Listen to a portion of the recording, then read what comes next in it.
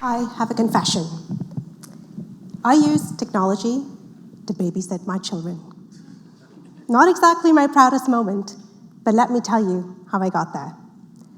A few years ago, my husband and I made a giant leap.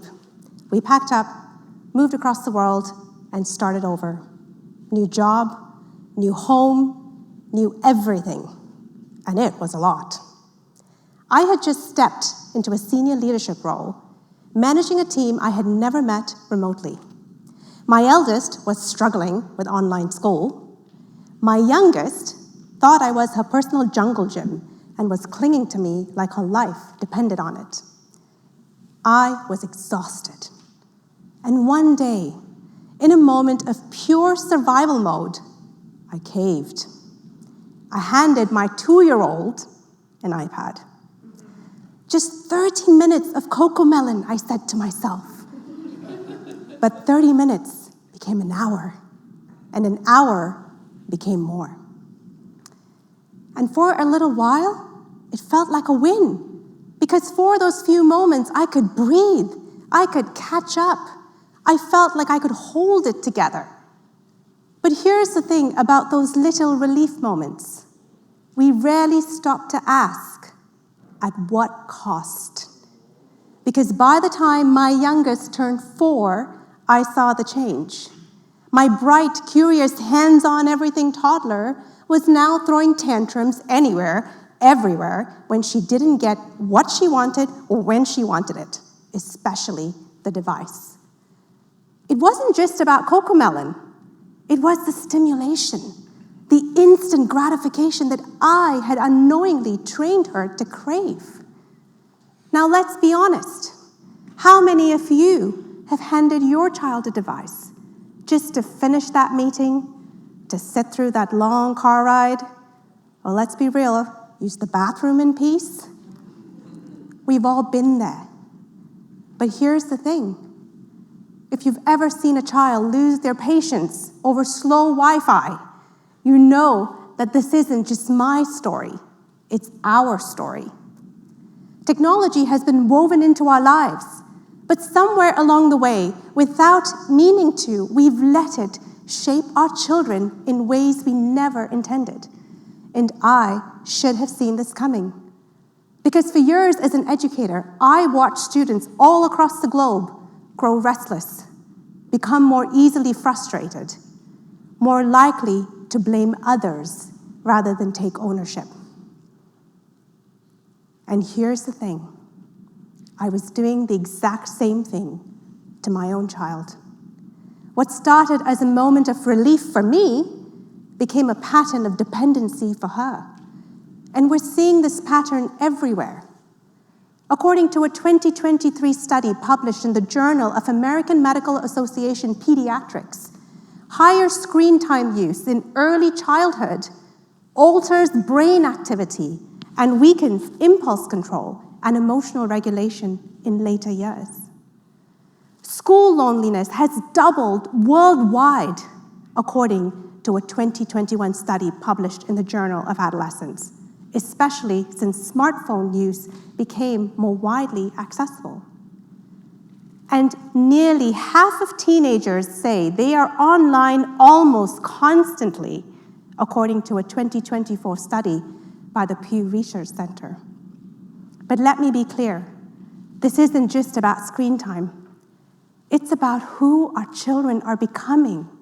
Because in a world that never stops demanding their attention, the very skills they need to thrive, critical thinking, emotional resilience, and adaptability, are fading. And here's the thing, our education system wasn't designed for this reality. For years, schools have prepared children for a world where knowledge and technical skills were enough. But today, the workforce is changing fast. The Future of Jobs Report 2025, put out by the World Economic Forum, shows that the most sought-after core skills that employers are now seeking aren't just technical, they're human. Flexibility, resilience, agility, leadership, social influence, and analytical thinking. These are the skills built through real-world interactions, not virtual ones. Yet, schools are still prioritizing knowledge over connection. Not because educators don't care, trust me, we do, but it's because our world has changed faster than the system has. And the result? Young graduates entering the workforce academically trained, but underprepared for real-world challenges. How many of you have come across young people in your life that struggle to cope with stress in high-pressure environments, to navigate difficult conversations, or to work collaboratively in teams, especially when there are differences of opinion? AI can replace many things, but it cannot replace raw, authentic human connection, which is why these skills matter now more than ever. If we want to create a world where our children thrive, we must engage with intention in how we rethink education, not just as a system that delivers knowledge, but as a platform for fostering connection. And to help you understand why this matters, let me tell you a story about a student I once met. Samantha. She was 18, bright, creative, full of potential. She arrived at university eager to explore and grow, or so I thought. But in reality, Samantha was terrified. She was unsure how to approach and connect with people she never knew in a new environment. When I asked her, have any of your high school friends joined you at the university, her response was, most of my friends are online. When I spoke to her about how to connect with others, she brushed it off. Professors tried to check in, but she said, I'm okay. It turns out, in reality, Samantha had spent upwards of 10 hours a day on social media. And so when she joined university, that trend continued. Sleep became an afterthought. In the morning, she showed up to class, exhausted and detached. When classmates asked her to grab lunch, she responded with, maybe next time. When her parents called to check in on her, she let the phone ring. It was easier that way. Many in her class thought that she was just the introvert, the quiet one, the awkward one. But beneath it all, Samantha had never felt more alone. So alone that she didn't know how to cope. And over time, she started to miss classes, even exams. And one day, she reached a breaking point. She was diagnosed eventually with severe anxiety and depression and was forced to take time off of university to deal with the problem she so desperately needed help with. Now, I want to ask you, if this is your child, your grandchild, your loved one, your student, how would you feel? What would you do? If technology is designed to connect us, why are so many young people feeling so alone? It's because more connection in the virtual world creates more disconnection in the real world. Technology is rewiring our brains, especially the developing brains of our children. And at the center of it is dopamine. I'm sure you've heard of it. It's our brain's natural reward chemical. It fuels motivation, pleasure, the urge to seek more. But the part of the brain that's responsible for saying, that's enough, the prefrontal cortex, which controls impulse regulation and decision-making, isn't fully developed until the mid-20s.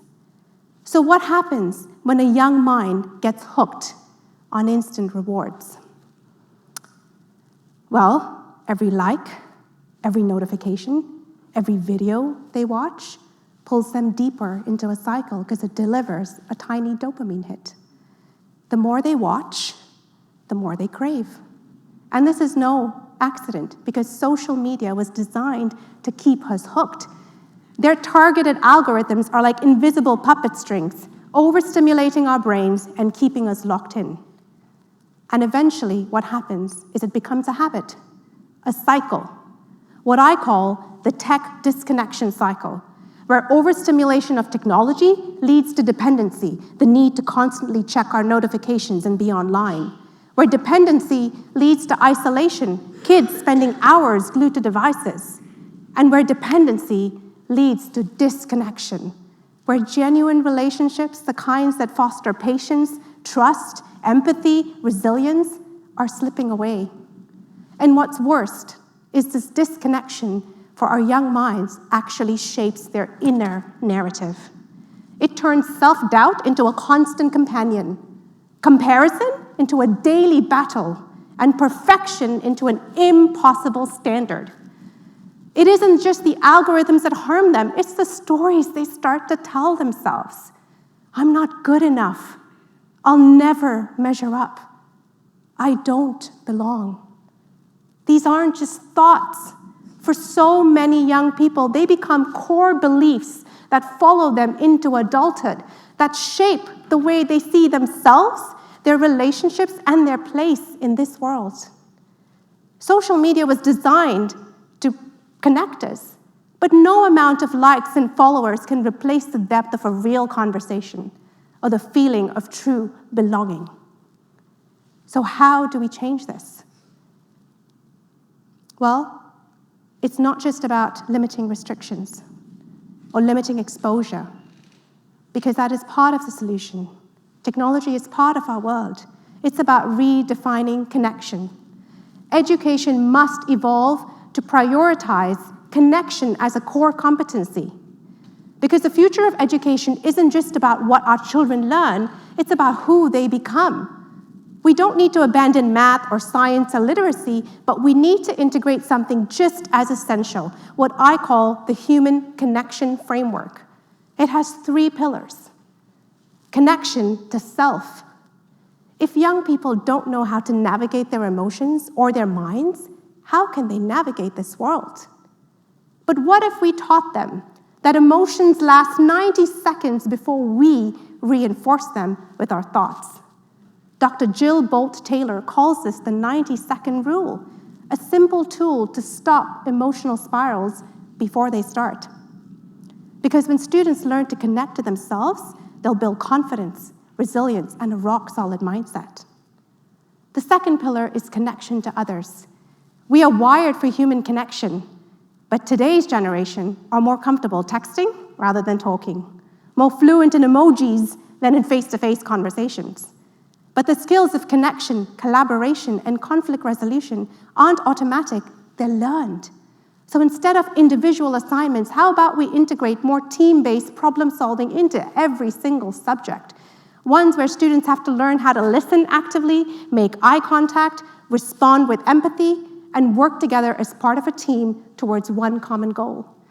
Because when students learn to connect to others, they won't just work well in teams, they learn to lead it. And my third pillar is connection to the world. Today's youth have access to the world at their fingertips, but do they know how to question it? In a world where misinformation spreads faster than the truth, critical thinking isn't optional, it's essential. So what if we pull the curtain back on the attention economy to show why their feeds are curated the way they are? What if their assignments involve fact-checking AI-generated answers so that they start to think, is this real? Is this biased? Is this accurate? What's missing? Because when students learn to connect to the world, they won't just passively consume information, they'll actively shape it. And this brings me back to my daughter. 2 years ago, I had the realization. The iPad wasn't the problem. Technology wasn't the problem.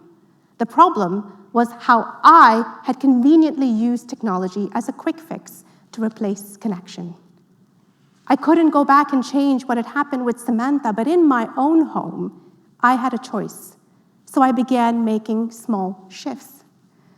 I educated my daughter in ways that she could understand why too much screen time wasn't good for her brain. I created more space for real connection, play dates, storytelling, games. I let her be bored. Instead of constantly filling her day with activity after activity, I let her creative imagination take over, and I let her feel uncomfortable with being bored. And finally, every night we sat in stillness. No devices, just quiet time, deep breathing, to calm her nervous system. This wasn't easy at first, but patience is a skill I cultivate in her even till today. But at almost 6 years old, I see the difference. She chooses playtime over screen time.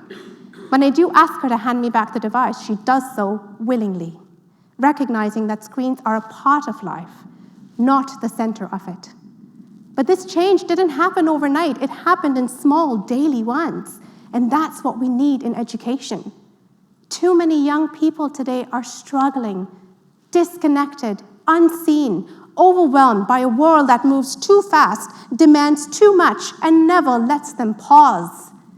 But when we add the human connection framework and integrate it as a core part of education, we can change the story. The world has changed, so now it's time for education to catch up. This isn't just about adding to another full plate for educators. It's about rethinking how we prepare students not just for exams, but for life.